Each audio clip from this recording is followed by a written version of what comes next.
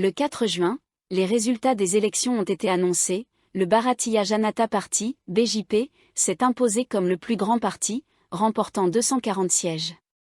Ils ont formé un gouvernement de coalition sous l'Alliance démocratique nationale, NDA, avec deux partenaires régionaux clés, le Telugu Desam Party, TDP, de Chandrababu Naidu et le Janata Dal United, JDU, de Nitish Kumar.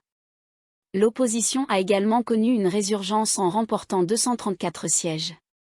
Le 9 juin, M. Narendra Modi a été investi Premier ministre de l'Inde pour un troisième mandat lors d'une cérémonie fastueuse au palais présidentiel à Delhi. À 73 ans, il devient le deuxième dirigeant de l'histoire de l'Inde à obtenir un troisième mandat, après Jawaharlal Nehru. En tant que chef du gouvernement, Modi a maintenu la même équipe aux affaires étrangères et à la sécurité nationale, laissant présager une continuité dans la politique étrangère indienne. Le gouvernement actuel continuera à promouvoir une identité indienne fondée sur un exceptionnalisme civilisationnel et une autonomie stratégique. Cependant, certains changements structurels dans la politique intérieure pourraient influencer les priorités diplomatiques du pays. La politique du « voisinage d'abord ». Lors de son premier mandat en 2014, Modi avait tenté de relancer l'Association sud-asiatique pour la coopération régionale, SAARC, en invitant les voisins immédiats de l'Inde à sa cérémonie d'investiture. En 2019, les dirigeants des nations de la BIMSTEC Bangladesh, Myanmar, Sri Lanka, Thaïlande, Népal et Bhoutan ont été invités à la place, marquant ainsi un glissement vers la politique actiste, avec un accent sur la diplomatie économique et la connectivité. Le voisinage reste la priorité. Lors de la récente cérémonie d'investiture, les chefs d'État du Bangladesh, du Népal, du Sri Lanka et des Maldives étaient présents, tandis que le Pakistan, l'Afghanistan, le Myanmar et la Chine étaient absents. Le gouvernement indien n'a pas encore reconnu les talibans en Afghanistan ni la junte militaire au Myanmar. Modi cherche à consolider le rôle de leader de l'Inde dans la région par le biais de regroupements comme BBN et BIMSTEC. Cette stratégie vise à renforcer les liens avec les pays voisins et à assurer la stabilité régionale. La présence des dirigeants des nations insulaires des Maldives, de Maurice et des Seychelles reflète également l'engagement maritime de l'Inde. L'invitation adressée au président maldivien Mohamed Muizu, qui a été assis à côté de Modi lors du banquet présidentiel, revêt une importance particulière. Elle vise à apaiser les tensions bilatérales qui se sont aggravées depuis l'arrivée au pouvoir de Muizu, perçu comme pro-chinois.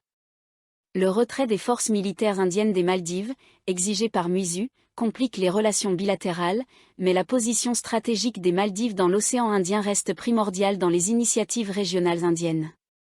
Les coalitions politiques et la montée de l'opposition. Avec un gouvernement de coalition à la tête de la politique étrangère, certaines questions de cohérence et d'impact se posent.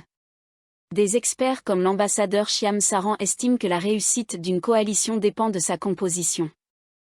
Une coalition dirigée par un parti dominant avec des partenaires sans programme distinct en matière de politique étrangère offre un environnement plus stable pour la prise de décision.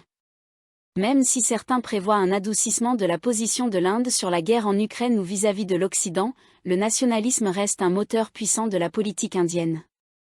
Des partenaires régionaux comme le JDU, basé au Bihar, peuvent jouer un rôle clé dans les relations avec le Népal.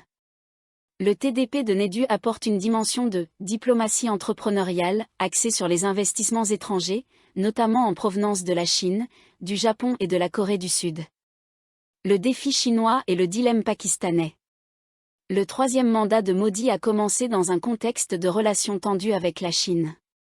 L'absence de message de félicitations du président chinois Xi Jinping et la réaction de Pékin après que Modi a reconnu le message de félicitations du président taïwanais illustrent les tensions actuelles.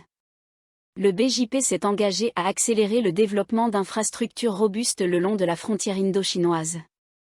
Parallèlement, l'escalade de la violence au Cachemire complique tout espoir de rapprochement avec le Pakistan. L'équilibre géopolitique et le rôle de leader du Sud global.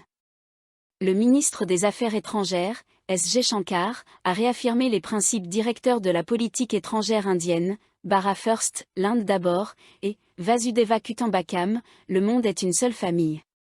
L'Inde vise à jouer un rôle clé dans les forums tels que le G20, BRIC, l'ASEAN et BIMSTEC, et à militer pour une réforme des institutions mondiales comme l'ONU et la Banque mondiale. La visite de Modi en Russie. Modi a choisi la Russie pour sa première visite bilatérale, confirmant l'engagement de l'Inde à l'autonomie stratégique. Il a renforcé le partenariat économique avec la Russie en fixant l'objectif de porter le commerce bilatéral à 100 milliards de dollars d'ici 2030. Conclusion. Le troisième mandat de Modi reflète un équilibre entre continuité et changement dans la politique étrangère indienne, marqué par une autonomie stratégique, une stabilité régionale et une coopération accrue avec le Sud global.